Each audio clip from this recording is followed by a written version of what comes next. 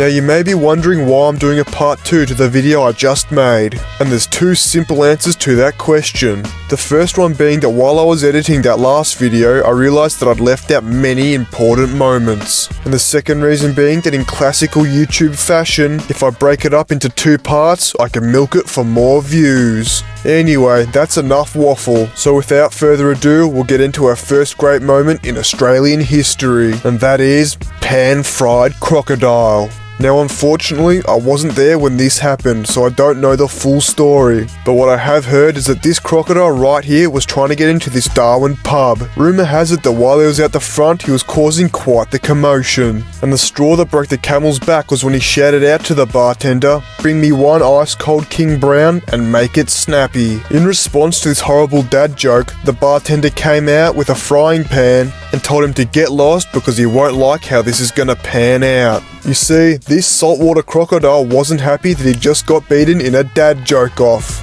So the crocodile decided to square up, and so did the bartender, and after a few hits with a freshly greased frying pan, the crocodile decided it wasn't worth his time, chucked a U-banger, and off he went to find another pub with better customer service. Now while we're on the topic of wildlife, we'll get into our next great moment in Australian history, and that is Kangaroo Bust-Up. As you can see here, these blokes and their dogs were out in the bush, probably because in Australia there's not much else to do. But when they rounded this corner in their 4-wheel drive, old mate noticed that Skippy the bush kangaroo had his dog in a headlock. Now kangaroos can be dangerous animals, so he had to get his dog out of this headlock, and that of course meant a good old-fashioned Australian standoff. So the two squared up, had a little bit of a staring contest, and as soon as old mate fired a warning shot, Skippy decided to pack it in. He thought to himself, I don't get paid enough for this and bounced off into the sunset. And while that is one of the greatest moments in Australian history, I dare say that this next one is even better than the launch of the AU Falcon. And that of course is the launch of the AU Falcon Series 2. It was a beautiful day in April of 2000. The sun was shining, the birds were chirping, and things had only just started to go back to normal after the launch of the Series 1 AU Falcon when AU Falcon Series 2. A good comparison to this would be thinking of the AU Falcon Series 1 as the Lamborghini Aventador. Then when the Series 2 AU Falcon came around, it was like the Lamborghini Aventador SV. The AU Falcon Series 2 was an absolute game changer, with some important improvements like higher quality interior plastics, updated braking system to help stop all that power, cloth interior became standard, chopped springs from factory, but unfortunately they did remove the option of the waterfall front grille. As much as I'd love to talk about the Series 2 AU Falcon for the rest of this video, I'm afraid I can't do so, because that means that I'd be violating this specific YouTube guideline, and that's just not on. Next up in this installment of the greatest moments in Australian history, we have the greatest yarn of all time. It's a story that we've all heard many times before, and that is the Nissan Patrol on the Mooney Mooney Bridge. Unfortunately, the person who recorded this yarn did so on a potato and vertically.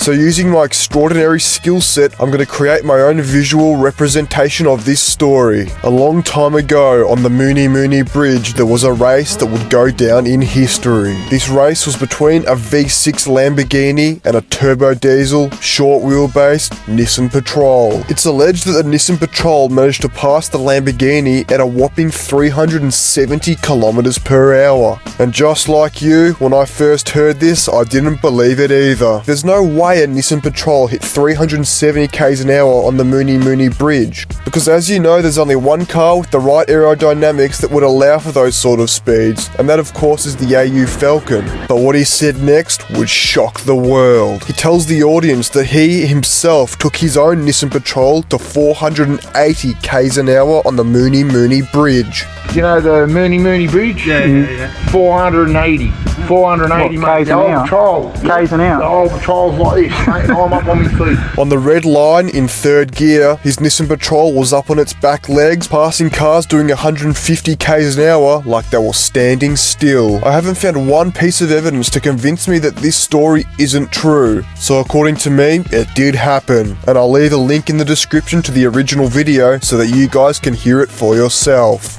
Now these next two have been highly requested in the comment section of the last video, but I've already covered these two in my current affair video, so I'm just going to keep it short and sharp. First up, we have the Corey Worthington interview. In 2008, a 16-year-old Corey Worthington unknowingly made history after he had a massive party that rode off the entire suburb of Narre Warren, a party that was so big that it would eventually inspire the movie Project X. A current affair wanted some of the publicity for themselves, and they did this by giving Corey Worthington his own exclusive interview. As I said before, I've already covered this in another video, so I'm not going to elaborate any further, but I'll leave a link to the original interview in the description, because if somehow after all these years you still haven't seen it, you're missing out. The second significant historical moment that I've already covered in another video is the Rabid Ray story. This man right here, just like Corey Worthington, was on a current affair doing an interview. The topic in question was dangerous dogs. And when Ray was questioned about his experience with these dangerous dogs, he decided to do an impression of them that would go down in history. And that's the story of Rabid Ray. Next up, we have my favourite news report of all time. A few years ago, a 7-Eleven was getting when this guy Nick came in for his daily coffee and saved the day. Unfortunately, there was no one there on the day to film Nick as his heroic actions took place. But luckily for us, when Channel 9 decided to cover this story, the hero himself was there to do an accurate reenactment of how things went down on that fateful day. This Oscar-worthy performance has many significant moments. Moments such as this. Tackle. That's it, hang on. And this. Just gotta show how dramatic this whole ordeal was. And rumour has it, the crook in question who caused this whole fiasco was our mate from the last episode. Now to finish this video, we're gonna get into the greatest moment in cycling history. And that is the Mad Dog Freeway Underpass incident. Mad Doggy Mad! What makes this moment so great is the fact that he's riding his push bike down the emergency lane on a freeway, and this exchange between him and the cameraman will go down in history as one of the greatest verbal interactions of all time. And on that high note, it's time to end. If you enjoyed this video, make sure to like, subscribe, comment, and share if you'd like to hear more teachings from the prophet of Yorak Hunt. And if you enjoyed this video so much that you stuck around right till the end, comment bruh to let me know. And as always, a shout out to all the people who made a donation to the charity of my bank account. And once again, I'd like to give a special shout out to DerpNZ for donating another 75 New Zealand dollars. I'm going to use that money to buy myself a new pair of jandals and a brand new chili bin. And while we're on this topic, I'd like to mention that I've been thinking about making a Patreon so that you guys that keep making these donations can get a little more bang for your buck. Comment what you think down below and let me know if I should do it. And don't forget to check out the website and buy a t-shirt. They're perfect for job interviews, first dates, and funerals.